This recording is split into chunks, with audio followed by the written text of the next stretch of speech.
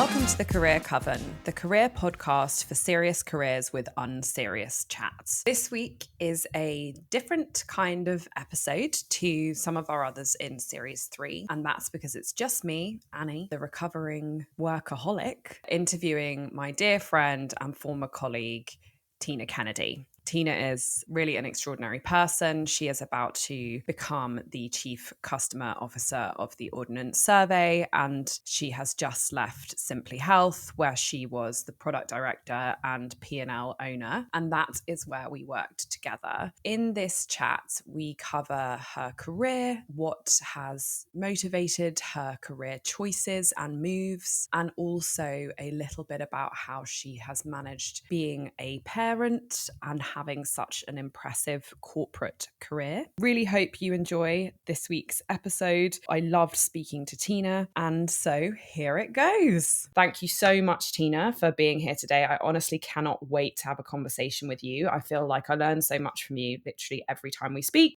and also always have a lot of fun, which is important. So, Tina, let's get into it today. How are you? Firstly, how is your week? You're about to start a new job. How are you feeling about starting a new job? Well, firstly, can I just say thank you so much for such an amazing introduction. It's so good to be here, and I'm really, really pleased to have been asked by you to come along. So thank you. I learned loads from you too. So, it's a mutual feeling. How's my week? It's been really good. So I finished work. I have a really nice gap between starting again at Ordnance Survey. So that's just a really great kind of reset for me. I very rarely have time off, as you know. Yeah. You're similar, I think, in that it's so passionate about work and kind of, maybe slightly overdo work, forsaking other things. And so it's quite nice to have actually what is a really good mental break. Yeah. Yeah.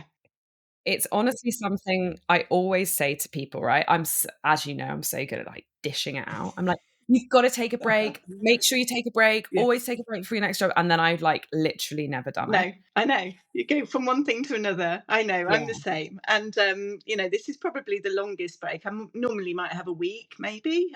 This is a month, which is fab. It's really good. Amazing. And I'm sort of only a few days into it. And what I've realised in that time is that it's just, it's really hard to describe, but it's like a mental clean.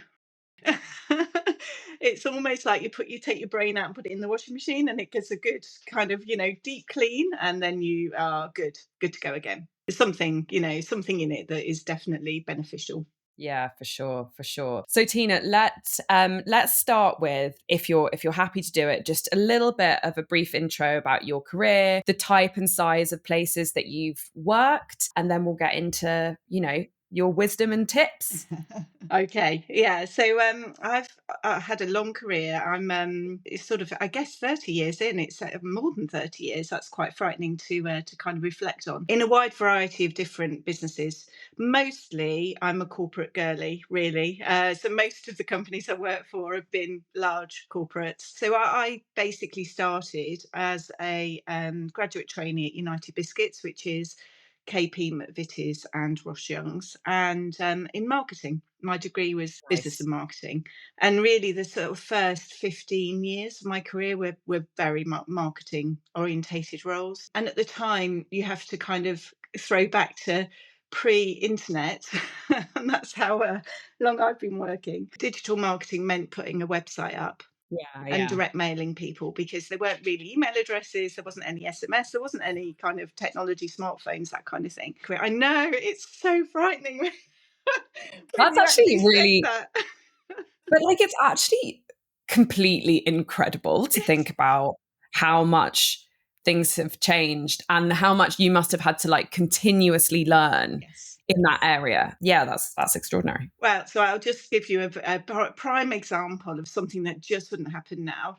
When I graduated, I'd concentrated on getting my degree because I had, a little bit of an ups and downs in my in getting that education. And so my final year, I really, really had to double down on actually getting the degree. And I missed all the milk rounds and all the kind of stuff that, that Yeah. Yeah. So I was really lucky to get on a FMCG graduate training course. And how I did it was I sent a direct mail letter with a tear off slip at the bottom, inviting people to interview me. And that in itself is just like night and day of where we were and where we are now, right? You just wouldn't be, you know. But good for you. I mean, I think that shows what little Tina was like, Determined. scrappy, driven, entrepreneurial. Love that. Yeah, yeah, absolutely. All those things. And anyway, so yeah, so I started my career in the dark ages. It's very, very safe to say. And yes, it has been a continual kind of development and learning. And I'm so driven by learning new things. So the big thing about my career is not necessarily the companies, but the sectors. So I've worked in just about every sector. So from FMCG to telecoms to financial services, etc., etc. And it's been a kind of growth from marketing through commercial roles like ownership of P&Ls. So I've owned P&Ls at Experian of around 50 million and Vodafone of 320 million and then sort of smaller businesses like Arian, which was a software developer for social housing. One of the Yeah. reasons I did that is I grew up in social housing. It was like I was in my 50s and it's like a career opportunity to sort of feel like you're giving back something. And then Simply Health most latterly, which was definitely a kind of blend of ownership of P&L, but also trying to innovate and create in a market that is quite set in its ways. and I was like, "What are you gonna say?" I just said stagnant, but, maybe that's a bit much. Well, I just think all companies have legacy, right? But Simply Health and Arian and even the one I'm going to, they've just been around for a long time. And that's Mm, got huge benefits in terms of longevity of yeah, brand and purpose and all those sort of things. But when you want to drive change in those companies, yeah. that in itself is and can be challenging. And that's what I found. And really, the last sort of since probably 2015, so the last 10 years have been very much in that transformation space. Yeah, yeah. Yeah, so really everything that's driven me is trying to create and innovate in an environment where that's not easy, but incredibly rewarding. Yeah, and I think having worked with you, you know, you have so many skills, but if I was asked for, like, one thing about you, it is that you can create such a good narrative for change and bring people with you on that journey, even in a really quite challenging environments. And I shouldn't be laughing because, like, it's not funny, but I think that, like, in a way for me, that is, like, so much of leadership. I think it's the most important leadership skill, and, definitely I think the way that we work together really well is that, like, I would often be like, "We can do this," and then you'd be able to be like, "Okay, what is the narrative of how we would get this organization to move directionally that way?" Because obviously I massively underestimated how quickly things would happen in an environment with so much legacy. And it's really interesting that you said, that there's so many positives environments like that. For me, that was very new. But one thing that I still reflect is like so amazing about Simply Health and the people there, and Susan is agreeing in the background, is the absolute loyalty that they had from their staff and the longevity of the people, the tenure of people that we worked with. And like that did really help us, I think. People that were like, well, actually, I've been here for 10 years and I can tell you exactly why we do it that way. And it was like, oh my God, okay. Okay. But actually, there is someone here who can explain things that don't necessarily make sense when you come in as new. And I think that's probably that's probably really, I mean, it certainly helped me when I was there, but I'm sure it really helped you when you were driving the change agenda to understand the legacy of the business. Yeah, I think providing that legacy doesn't come with a very fixed mindset. If we've tried that before and it didn't work, I think if people within an organisation that have been there a long time, if they still have that sort of growth mindset or open mindset as to we can do things differently, it's okay, then that's great.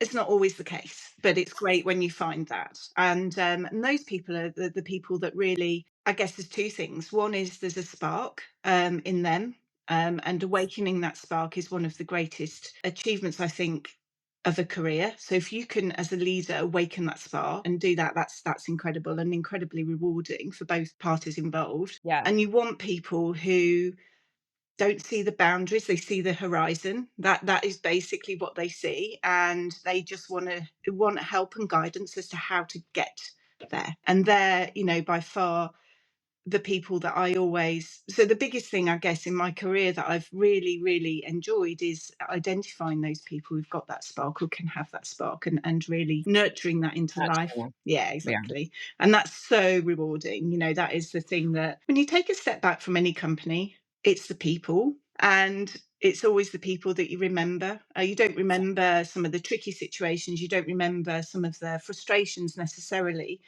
but you do remember the people, and the people that fit into that camp of they need a spark, they need they need to be nurtured, and then the flame will come and they will go and they won't see the boundaries anymore, they'll just see what's out there. And then the opposite people who Yeah. Yeah. regardless just aren't going to be on that change curve, don't want to be just very, very outside of their comfort zone. And I totally get it. I totally understand that people can be still in that camp, and that's that to recognize that as a leader, I think, is also as equally important. Yeah. Agreed. I mean, ultimately to try and help them to make the right choice for them as well on that journey. Yeah, definitely. Definitely. Okay. So can I ask, was it, you said you've worked in all of these different sectors. Yeah. Was that a deliberate choice that you didn't, that you did want to change sector, that you didn't want to become a like sector expert? Or was it just more that like, that's where the roles took you? It was a choice about learning. Yeah. Okay. So I could have stayed a subject matter expert in marketing and expanded sectors. I could have done it like that. I could have expanded my kind of skill set in the same sector, but Yeah. I chose to do both. And that actually, in a way, has been just the thing that's kept me really interested. Is that I think it's a risk to do both. I think that no career is linear. Yeah. Mine definitely isn't. So, from a sort of, if you look at my role titles, my seniority, it's been up and down and all the rest of it. And that's fine. And that's the choice I've made in being able to keep learning. Yeah. I've never had that linear path from kind of, that my goal is to be a CEO and this is the path I'm going to go on. It's been very much what could I learn from this organization? What could I Yeah. learn from the people I'm going to be working with? And learning new sectors is just really interesting to me. It's just being able to apply skills that you have to a new organization and a new sector has been the thing that motivated me the most. Nice. Okay. So tell us about your new role. And I'm particularly interested in like what you're most excited about in this change, in this next change that you're going into.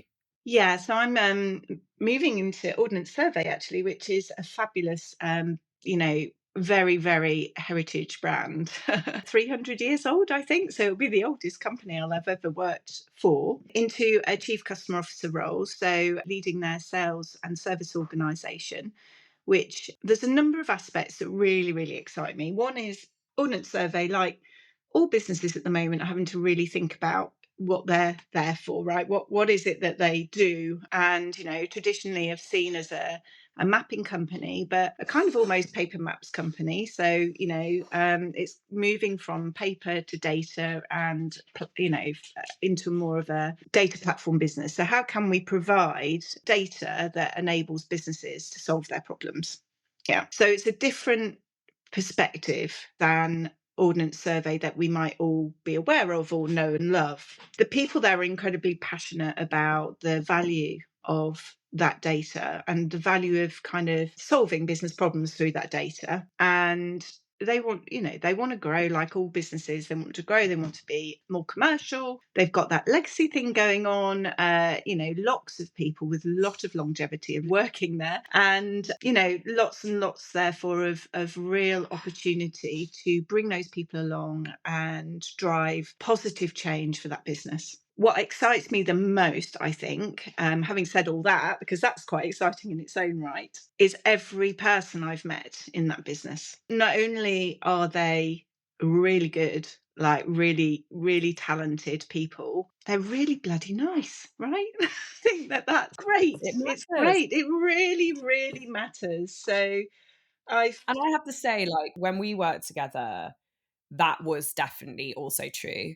It was like, obviously, I left quite quickly, but I do look back on our team and you and Katie and other people we worked with, and it was like, regardless of all the ways that that role did not suit me, the people were so nice and kind, and there was funny moments, you know, we amongst what was like quite a frantic time onboarding, we had fun, you know, and it really just makes such a big difference. And as you say, I'm a big believer as well that it's all people. So yeah, when you told me about this new role and this was like the first thing you said, I was like, that is so great because like what's the point? What's the point? absolutely. You spend so much time with those people. Yeah. It's really important to have a great dynamic. And I think that the CEO at OS has been there 18 months maybe. And I can see immediately that he's really focused on bringing his leadership team together and creating an environment where there's healthy challenge, but it's, it feels safe. It feels like you can have very honest conversations and still have each other's back, and I think that's Yeah. really, really great. Yeah, Simply, I've had the best team at Simply Health. Yeah. Honestly, the people I've worked with have been incredibly inspiring for me, just Mm. amazing people. And I'll miss them all, really, really will miss them all. I missed it. I missed you all a lot Yeah, for a long time. Like I yeah. probably don't actively as much now, but like for sure I was surprised Mm, how much I actually just missed those people. There's just so many, it's such a good team. And I think like with both of us, we should look back on that very, very proudly, like bringing that team together because yeah. it was just So really this fun. is where I think that, you recruited the team that I inherited, right? So we shared the P&L, right? I had the consumer business, you had the corporate business. I had no team. I had the incredible Mark St. Jones, who is just amazing. But I didn't recruit Mark, right? He Yeah, was yeah. recruited by Katie, and you recruited all of those amazing people, and I inherited them, right? And that's the real Yeah. challenge because they loved you, absolutely loved Yeah. you. And I had to establish a kind of relationship with them post Annie, which, wasn't easy. Yeah, post Annie. They were all traumatized because you left.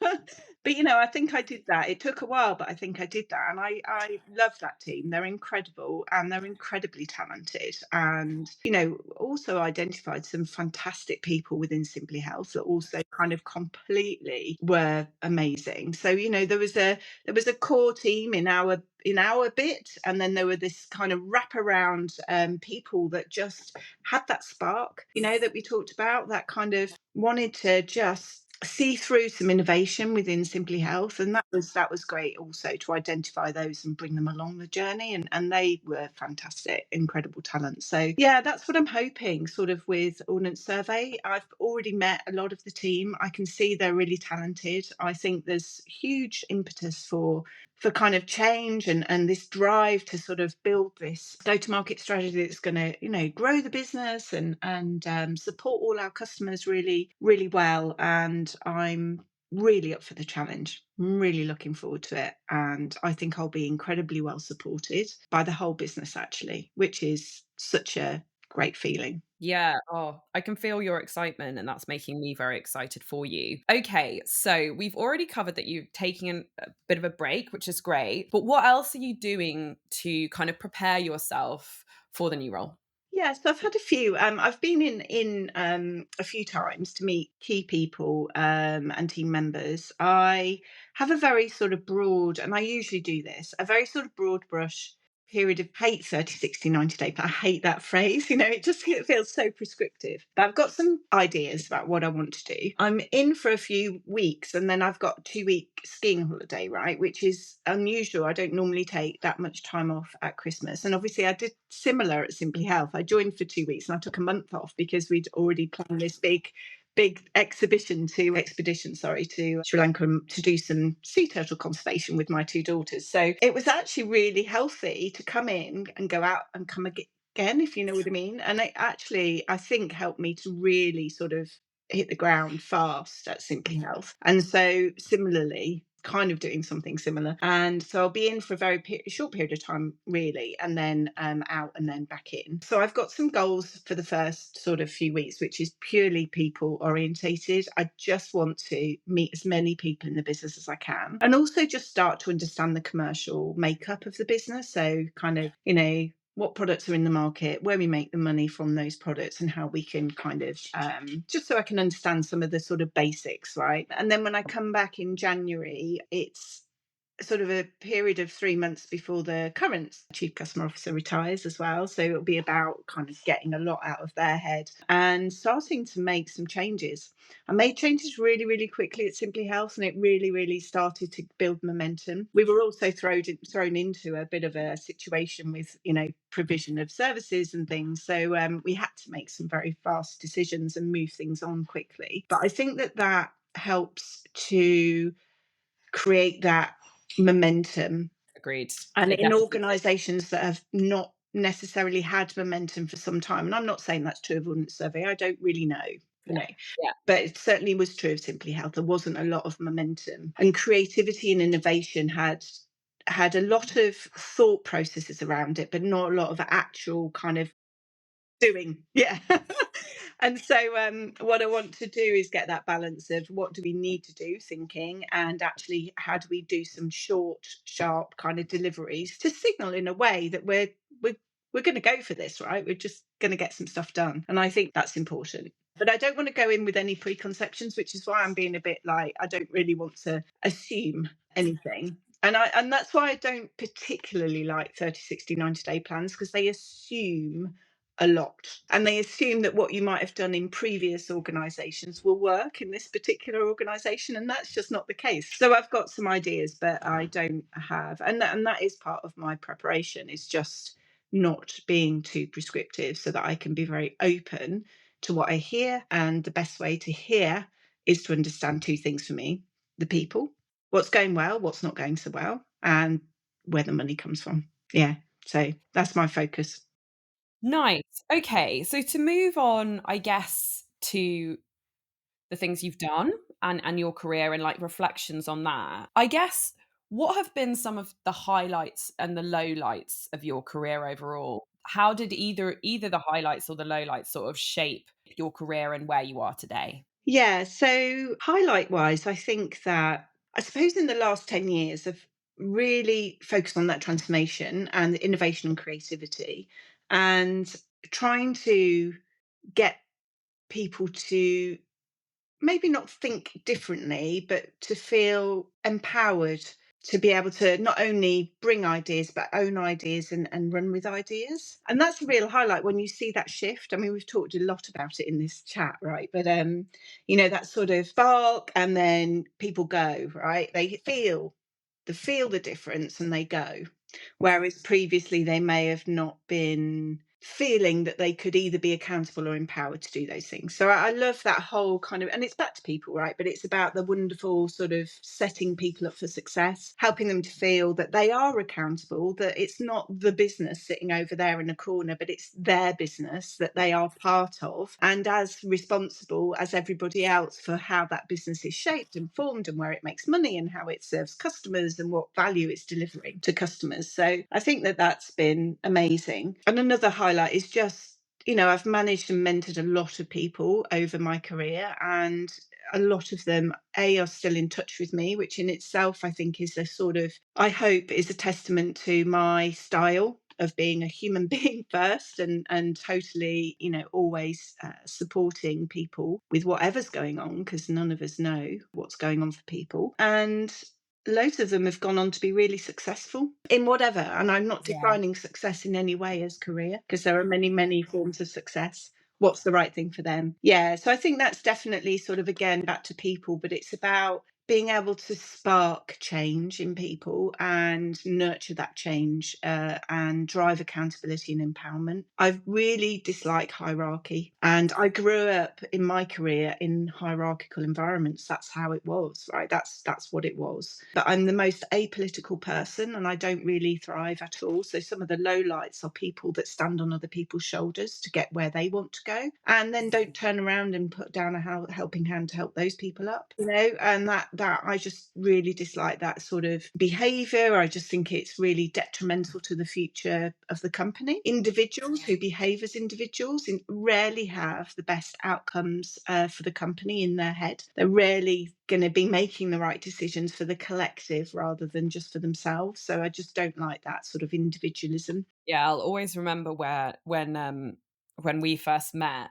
and Katie had this like grandmaster plan of like how me and you would like fit together, and we were like, it's a bit weird that you've given the person with consumer experience the corporate P&L, and you've given the person with corporate experience the consumer P&L.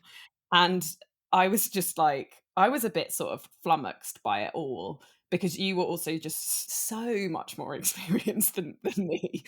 And also, really understood the dynamics of a corporate in a way that at that point in time I had no idea. And I remember in our first chat I was like, why aren't you in the C-suite? Like, why aren't you more senior? You've done like so many amazing big jobs. And you said very clearly to me, I am not political.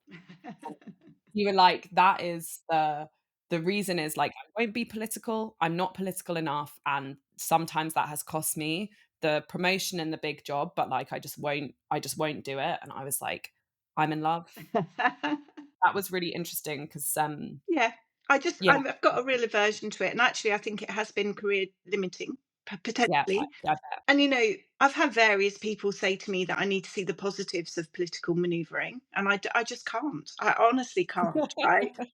I don't know what the positives are. I have such a strong core belief that if you're doing the right thing for the business, then it's the right thing. And I think that that's not always shared, right? So it's not, there are a lot of individual agendas. Maybe it's less politics, more individualism that I just really don't Yeah, like. yeah. For me, and this is the great thing about Ordnance Survey, is that when I sit round the exco table, and I have done previously, right? I have done in previous roles. As I said, it's not been a linear career, right? I've gone up and down in seniority. But when I've sat around that table, invariably, I'm not there to represent my team or my area of the business. I'm there to represent our business and how we can make it better, right? How we can grow it, how we can make it better for customers, all those things. And not to kind of have a sort of protectionism about what might not be going so well in my actual area, right? That's not for that table. That's for kind of, more collective views on getting support to fix things, right? It is not to say everything's wonderful and back off. And I think that those people that don't recognise problems in their kind of area and don't try and fix them, and sort of also create narratives around those not being the problem area, is really hard to deal with, because there's no truth in that. There's no acceptance. And it's not about throwing people under the bus or criticising them or anything. It's about, if we can all collectively agree this is what we've got to fix, then we've got much more chance of fixing it. And if we don't collectively agree that this is what we've got to fix, then it will never be fixed, right? So that's I guess what I meant by, I don't like hierarchy. I don't like politics.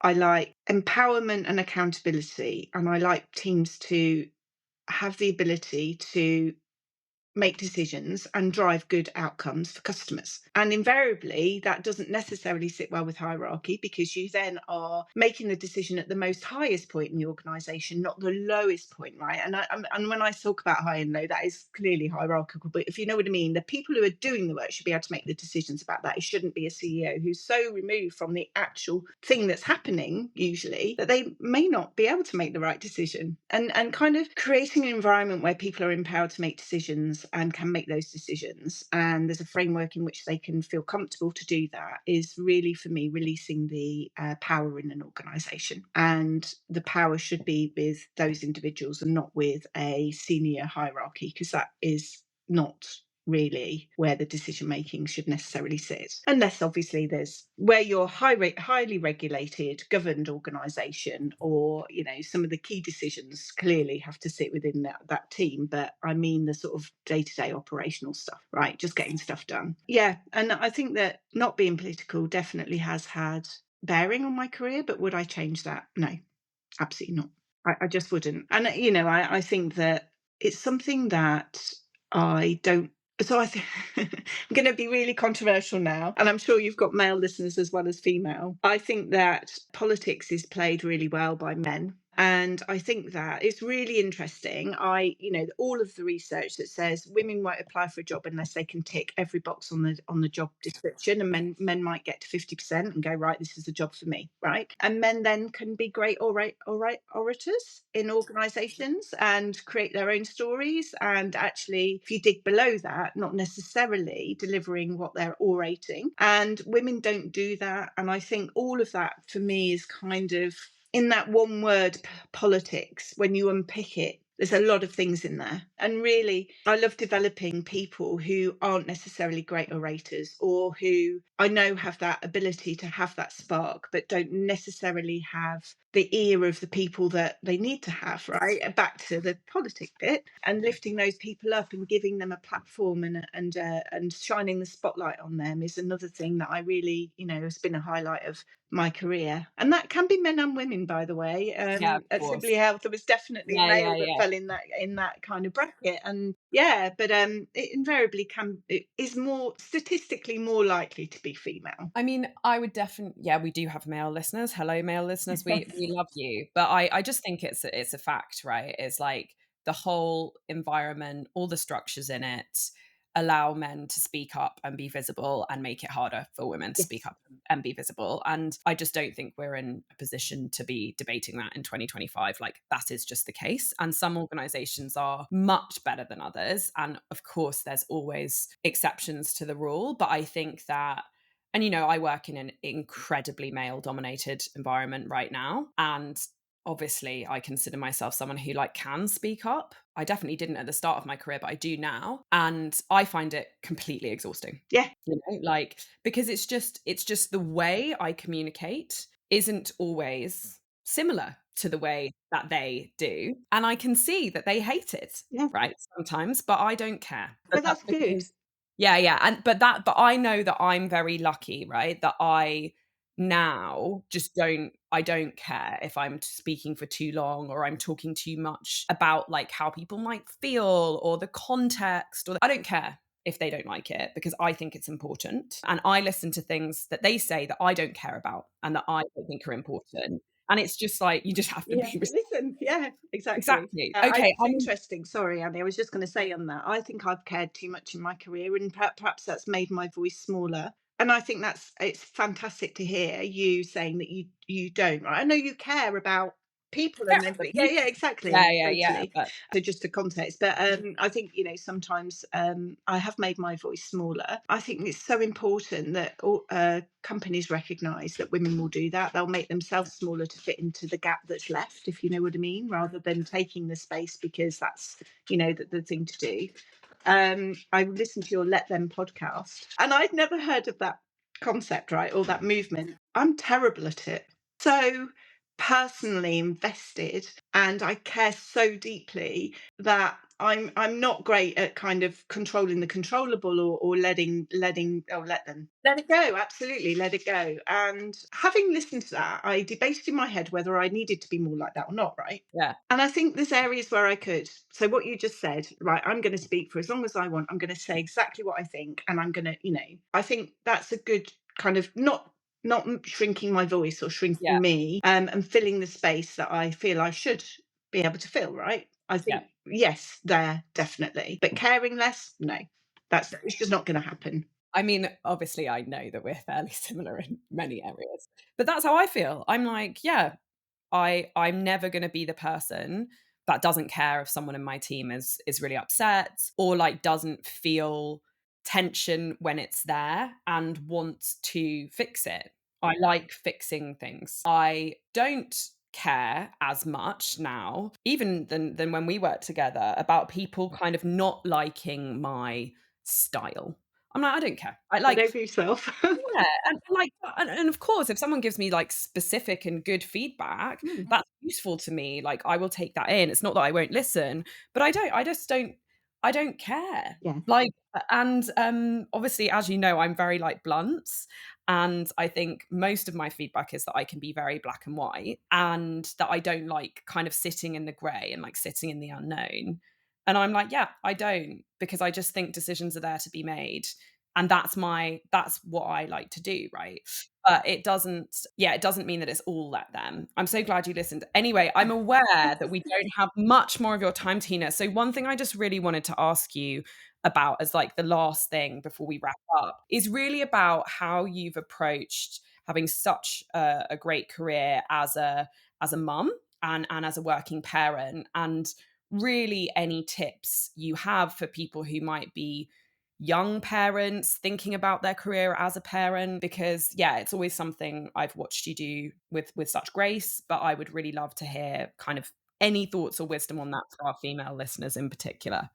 Well, so thank you, because that's really nice to hear. I think, as all women who have family and a career, and quite a good career, I feel mostly that if I'm doing really well at home, I'm doing really shit at work, and if I'm doing really shit at work, I'm doing really well at home. And how in the hell am I ever going to get that balance right? Yeah, and it is a real challenge, and I think it's also generally generationally different. So I am now in my 50s, and obviously when I was in my 30s, you didn't really talk about children or family. Less, you talked about it less at work, and there was less flexibility. So you were in the office, and if you had to leave early to pick up a child, it was kind of, I won't say frowned upon, but it certainly was career limiting to a certain aspect. And so I think that's changed. And I think that's a hugely positive change. I think that how I've managed it is I have a husband who works for himself. So he can be more flexible. So that's really supported me. How you manage it with two people with full time kind of office based roles, I think, is a whole different thing. Or, a startup business, or something that's just really going to take so much of your time and energy, leaving little space for other things, I think is a challenge, right? So some of the, not regrets, but some of the things that I would do differently about my career as a mum and a career would be to try and find more time. So for it was harder when my young children were young to be able to go and take an afternoon off and go and do the sports day thing, right? So I would take holiday to go and do that. And I think that now you could probably flexibly, with work as it is, you could probably go and do that for a few hours, come back and work later, and no one will care, right? And one of the things I've done with my team, lots of them have got young families and have had over the last sort of 10 years of my career. I never take anybody's time away from them that they could have with their family. It's so important. And I think, obviously, I'm in the last, third of my life, probably. Time is something you can never get back, right? It's never get back. So it's really important. So I've had a lot of flexibility because of my personal circumstances. But when I am with my children, I am with them. I am not part with them. I am engaged. I'm not on devices. I'm not half working and half listening. I am with them. And I think that is really important. It's just, I'm sure that that's talked about a lot, but it is really important. You have to, if you have limited time with your children, you have to make sure the time you have is so critically important to you that they can feel that, not that they're a second choice, or that they're, that you're focusing on many things at the same time. I think that's really important. And as I said to my team, and always say to my team, time goes so fast and it accelerates when they start school. Your year becomes a 9-month year, right? It becomes defined by September to July, and it rapidly kind of accelerates. So you'll never get that time back. Take the time as much as you can within the flexibility you've got to make sure that you are present when you're able to be, and you are fully in that. Is so important. My girls are now 13 and 17, and one of them therefore is leaving home next year. May not be for long.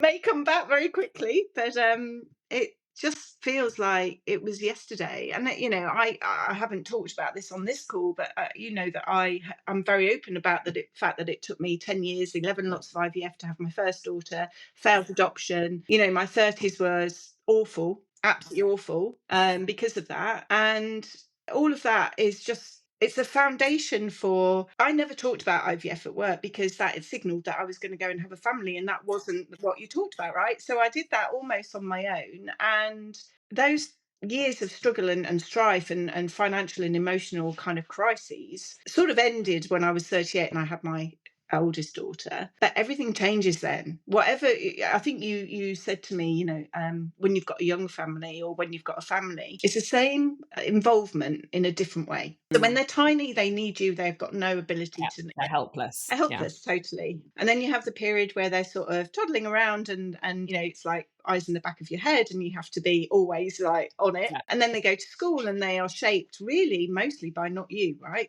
They're at school more than they're with you. So they become this person, and then they grow into this person, and then they become teenagers, and then they have different challenges. And you always will have the need to be present. It's just for different things. Yeah. It's for totally different things. And don't underestimate that is obviously a lifelong commitment, right? And moving from like the trying to have, which I thought was going to be the hardest thing I've ever faced. Yeah.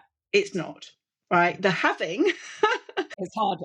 Having is harder. It's harder, right? It's harder. And so just be kind to yourself all the way through. None of us get any kind of instruction manual. Yeah.